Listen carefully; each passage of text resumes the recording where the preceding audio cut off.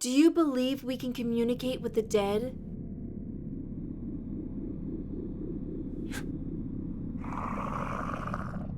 Ouija boards are a horror staple, embedded in the plots of numerous scary movies and a traditional game brought out during the late hours of sleepovers. But there's much more to this popular toy than most of you know. Today we're diving into the long history of the Ouija, shrouded in the paranormal, and 3 terrifyingly true crimes that had ties to the mystical board. So let's get to it. The origin of the Ouija.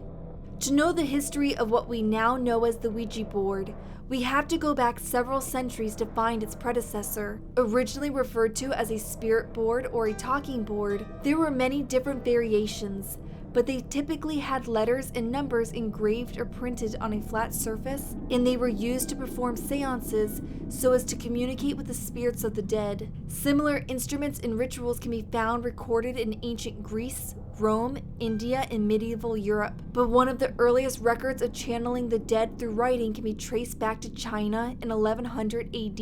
As the ritual adapted and spread throughout the world, the conception of the Ouija board took place in the 19th century when spiritualism, or the belief that we can talk to those on the other side, took off.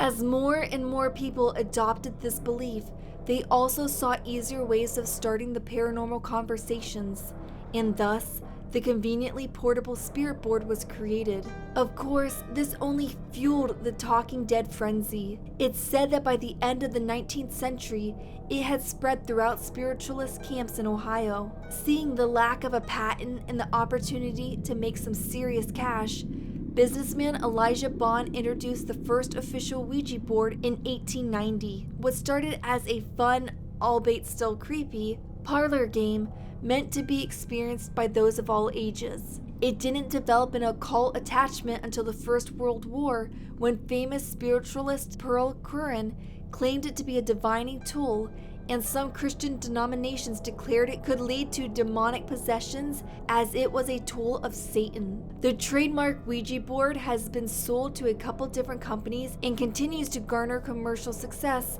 as new generations are still intrigued with the thought of having their own paranormal encounter to share. But as these next 3 stories of terrifying crimes demonstrate, maybe playing with the Ouija isn't such a safe idea. Regardless if the capability of talking to the dead is real or not, the people involved with these stories believed in its powers, and that alone can lead to equally scary outcomes. Number 3. The Carroll family's tragic events. This family's story sounds like it was ripped from the pages of a Stephen King novel, but the events actually did happen. In Ledgate, England, a family set off a bizarre and terrifying chain of events after playing with a Ouija board. It all started when the husband and wife performed a seance on Christmas Eve, after which the husband was adamant that a demon possessed the dog's body and became pure evil.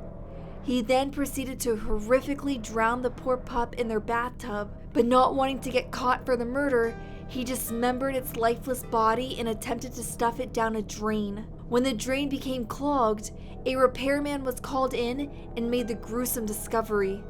The husband was then charged with the torturous death of the animal, but that's not where the story ends.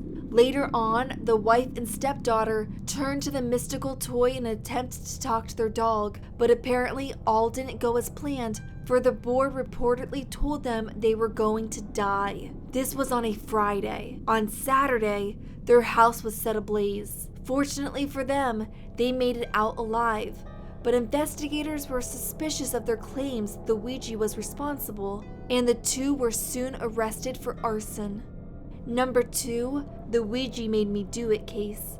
There is a saying that teens are as impressionable as Play-Doh, but this is an incredibly extreme and creepy example. A 15-year-old boy in Texas took his friend to a wooded area where he suddenly stabbed his friend in the abdomen. Apparently having a change of heart, the boy took his friend to a nearby auto shop to call for help, meanwhile telling the friend to tell the doctors that he simply fell on the 4-inch blade instead of being attacked. The boy was overheard by another and the police were notified. Once arrested, he confessed that a recent Ouija board session told him to kill his friend as he was the source of the boy's problems.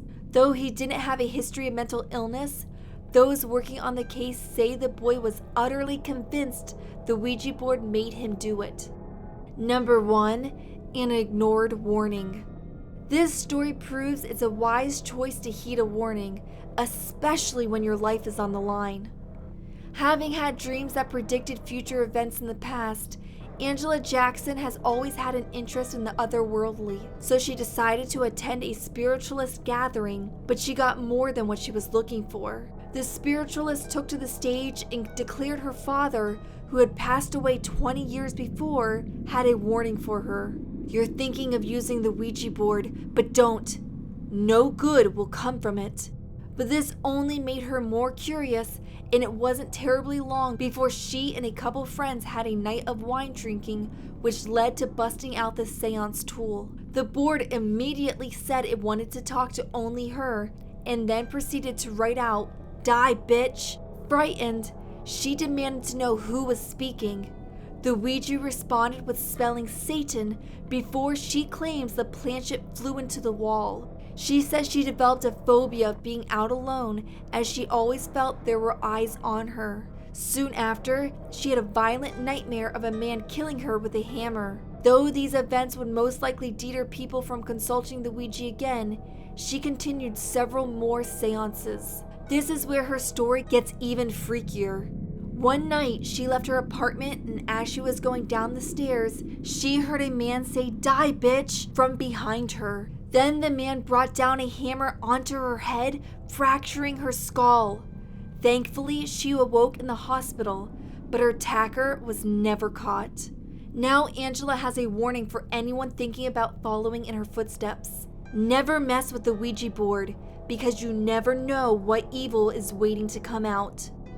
These cases make you contemplate what's scarier, the thought that a piece of cardboard can make people turn to murder, or that they believe it has the power to. Let me know in the comments what you decide. Thanks for watching this creepy installment of Halloween Fest.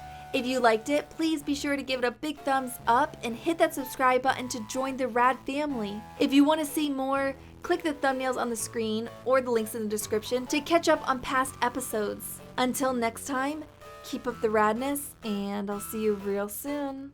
Bye!